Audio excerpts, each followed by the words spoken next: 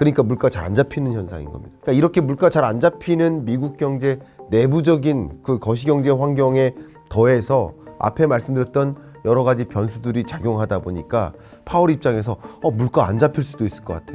조기 금리 인하했다가는 물가가 다시 급등해서 물가 잡는 일을 완전히 영영 놓칠 수도 있을 것 같아. 그러니까 금리 인하를 지금 해도 된다는 확신이 들까 안 들까요? 안 드는 거죠.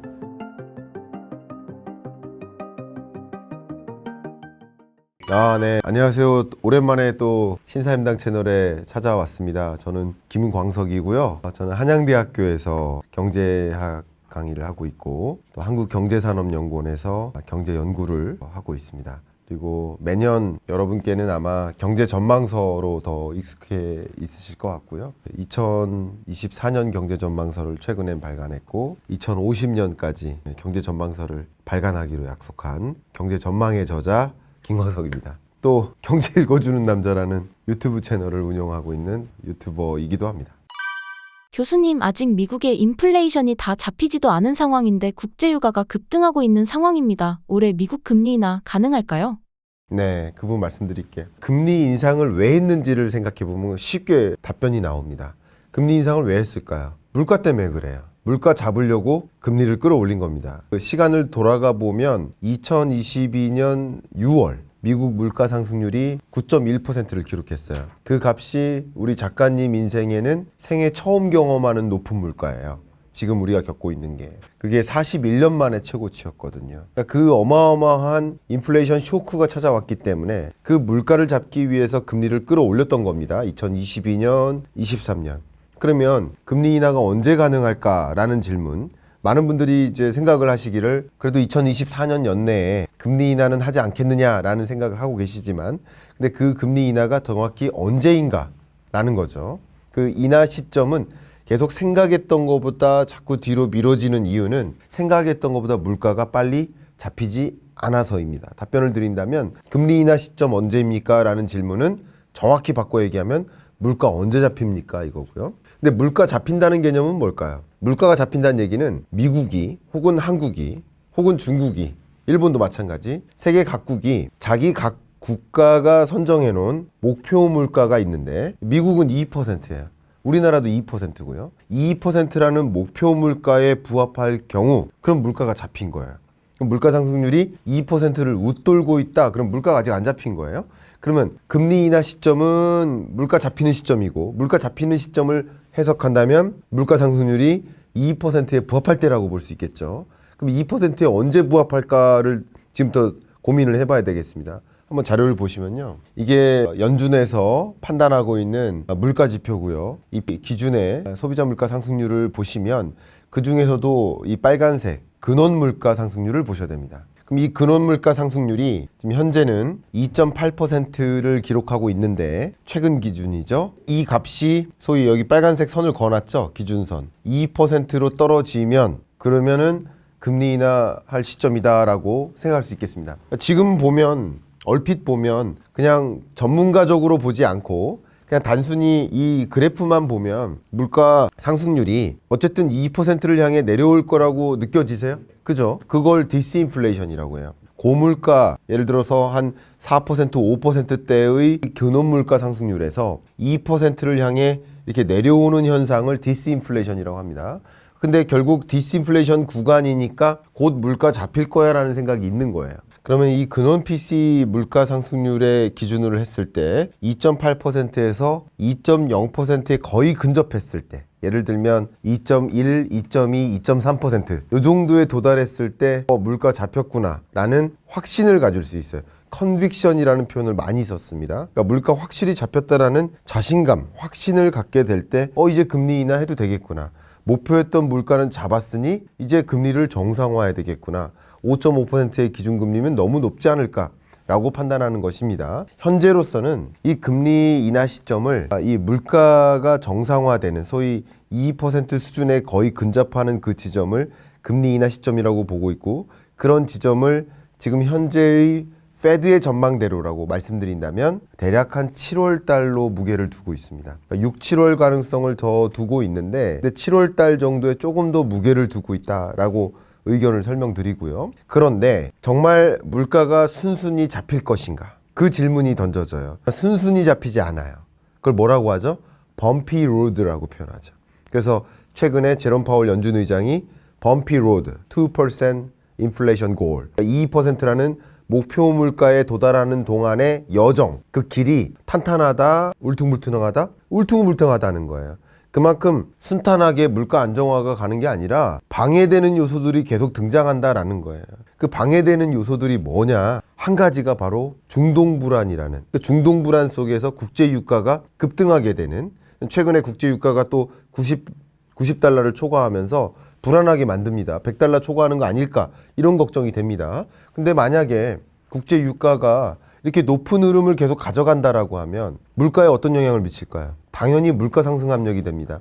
제가 극단적으로 표현해 보면 우리 몸의 70%가 뭐죠? 물이죠. 우리 몸을 구성하는 70%가 물이면 우리 몸을 제외한 나머지 것들을 구성하는 70%가 원유입니다. 여기 있는 모든 게 다 원유로 구성돼요. 여기 있는 책상 만들고 의자 만들고 카페트 만들고 제가 입고 있는 옷조차도 다 원유로부터 추출하는 원자재를 이용한 재화라고 볼 수 있어요. 그러니까 국제 유가가 치솟으면 예를 들면 화학비료 가격도 올라가요. 그럼 농식품 가격도 올라가요. 이해 가시죠?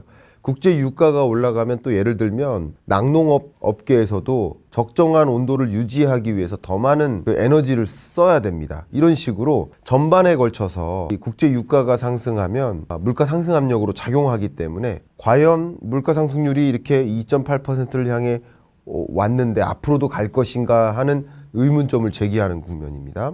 왜냐하면 2023년 1월부터 24년 한 2, 3월까지는 그래도 국제 유가가 정상화되는 국면이었어요. 너무 높은 국제 유가가 아니라. 근데 이렇게 지정학적 불안이 야기되고 중동 전쟁이 만약에 확전되고, 근데 이 중동 국가들이 다 뭐예요? 대부분 산유국이에요. 그러니까 원유 공급량이 제한되겠죠. 그게 국제 유가를 상승하는 압력이 됩니다. 그뿐이 아니에요. 국제 유가 상승 말고도 이런 중동 불안을 비롯한 지정학적 불안이 계속 제기가 되면 어떤 문제가 야기되느냐? 호르무즈 해협이 있습니다. 여러분 아십니까? 호르무즈에 또 굉장히 유명한 운하 중에 수에즈 운하가 있어요.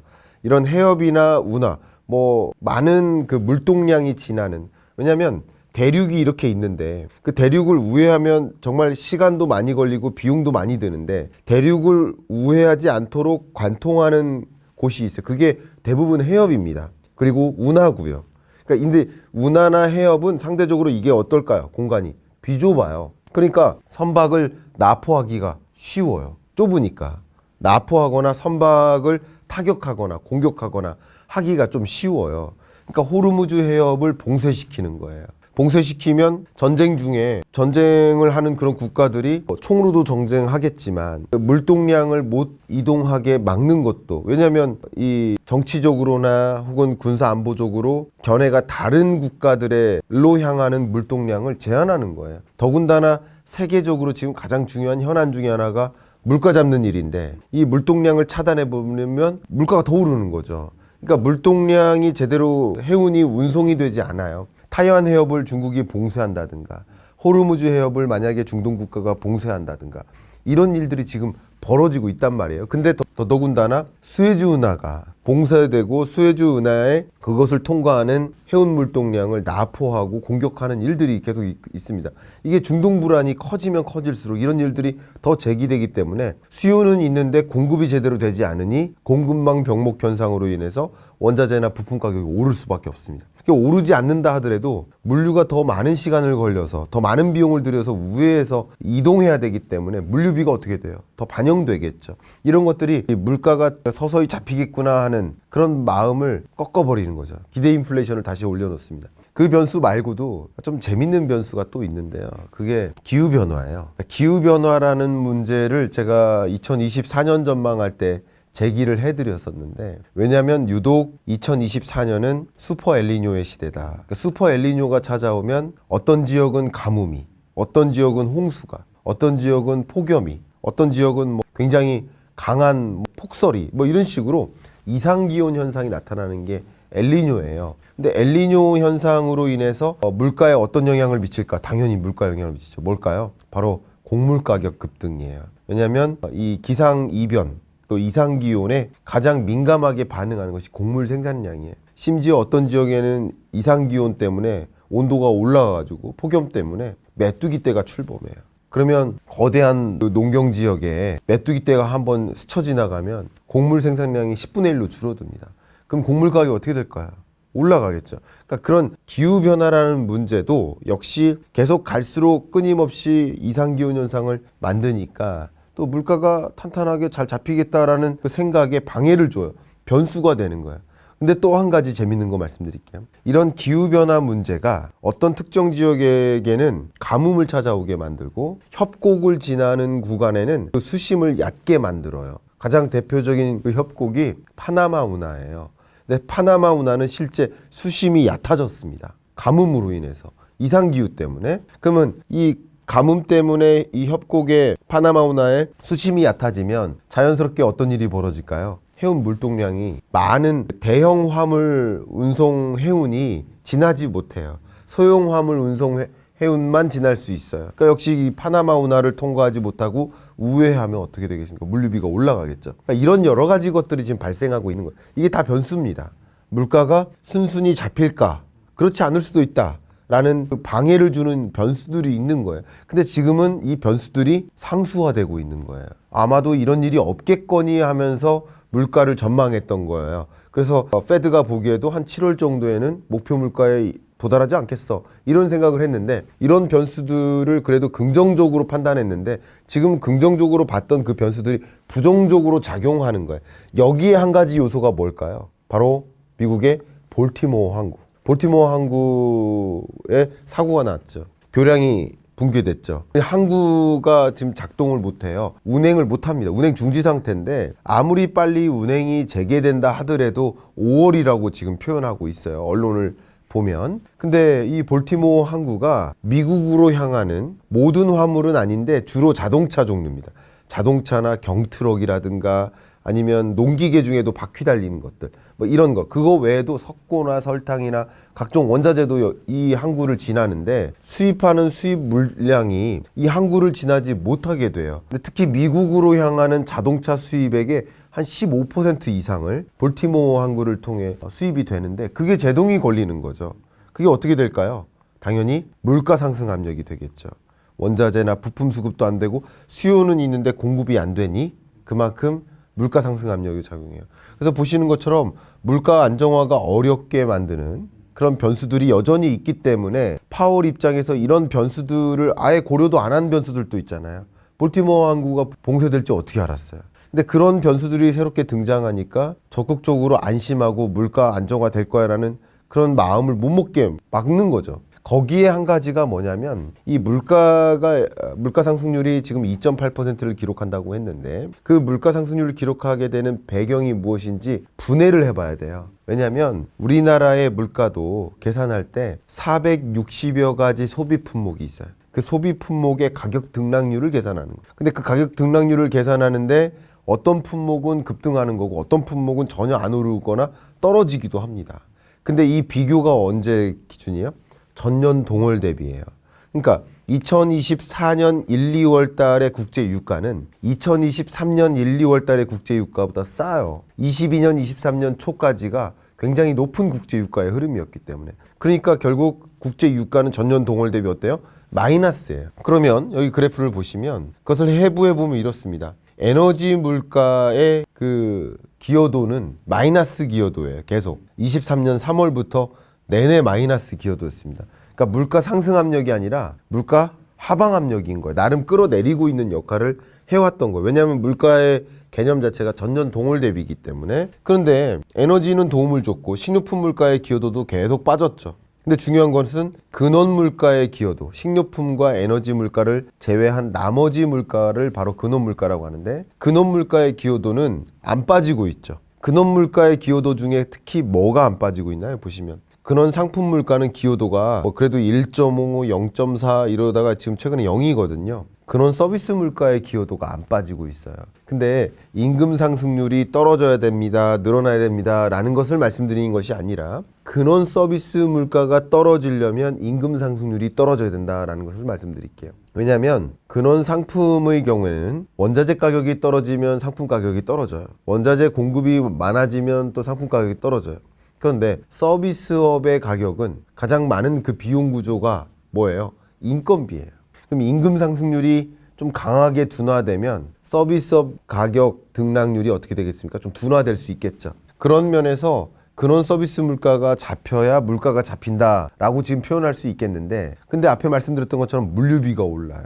그리고 미국의 고용이 너무나 탄탄해요. 미국 경제가 너무나 견조해요. 너무나 견조한지를 보시는 것처럼 최근 미국 경제의 성장률 흐름인데요. 23년 3분기가 5.5% 성장했고요. 23년 4분기가 3.4%예요. 신흥국 성장률만큼이나 높아요. 정말 이게 가능한가 할 만큼 정말 이렇게 높은 성장세를 유지하고 있어요. 24년 1분기 성장률도 제가 보기엔 2%를 초과할 것 같아요. 그러니까 잠재 성장률이 2%인데 그걸 웃돌 만큼 높은 5.5%까지 기준금리 인상한 나라 맞나 하는 그런 의문이 들 만큼 고성장세를 유지하고 있습니다. 그러니까 당연히 고성장세가 유지된다는 얘기는 수요가 뒷받침된다는 뜻이죠. 그러면 공급은 부족해지는데 수요는 계속 일어나니까 기업의 신규 투자 수요, 가계의 소비 수요, 이런 수요가 계속 뒷받침된다는 얘기니까 가격이 안 떨어지는 것이 될 수 있고요. 고용이 너무 탄탄하다 보니까. 두 번째는 고용 시장이 탄탄하다 보면 임금 상승률이 또 안 떨어집니다. 쉽게 말하면 신규 일자리 공급량이 있어요. 공급량이 예를 들어 100개예요. 일을 원하는 사람은 50명이에요. 그러면 50개의 일자리가 뭘로 채워질까요? 임금 수준이 높은 것부터 채워지지 않겠습니까? 그럼 임금 상승률이 떨어질까요? 안 떨어져요. 근데 신규 일자리 공급량이 10개예요. 50명이 일을 하고 싶어요. 그러면 10개 다 채워질 거 아니에요. 근데 임금이 높은 것부터 임금이 낮은 것까지 다 채워질 거 아니에요. 그러니까 이런 겁니다. 고용시장이 너무나 탄탄하니까, 고용시장이 탄탄한 건 좋은 걸 수 있어요. 미국 경제로 보면은. 그러나 물가 잡기에는 어렵다는 것이고, 물가가 안 잡히니 금리 인하를 반한다는 거. 금리 인하를 원하는 사람 입장에서는 금리 인하 시점이 계속 뒤로 지연되는 이유가 되는 거예요. 하나를 얻기 위해서 하나를 포기해야 되거든요. 그러니까 쉽게 말하면 물가를 얻기 위해서는 경기를 포기해야 돼요. 근데 물가를 얻기 위해 경기를 포기하려고 금리 인상한 건데 경기가 포기가 안 되는 거예요. 두 마리 토끼를 다 잡고 있는 거예요. 그러니까 물가 잘 안 잡히는 현상인 겁니다. 그러니까 이렇게 물가 잘 안 잡히는 미국 경제 내부적인 그 거시경제 환경에 더해서 앞에 말씀드렸던 여러 가지 변수들이 작용하다 보니까 파월 입장에서 물가 안 잡힐 수도 있을 것 같아. 조기 금리 인하했다가는 물가가 다시 급등해서 물가 잡는 일을 완전히 영영 놓칠 수도 있을 것 같아 하는, 그러니까 금리 인하를 지금 해도 된다는 확신이 들까 안 들까요? 안 드는 거죠. 그런 것들이 물가 안정화가 어려운 이유다, 이렇게 설명드리겠습니다.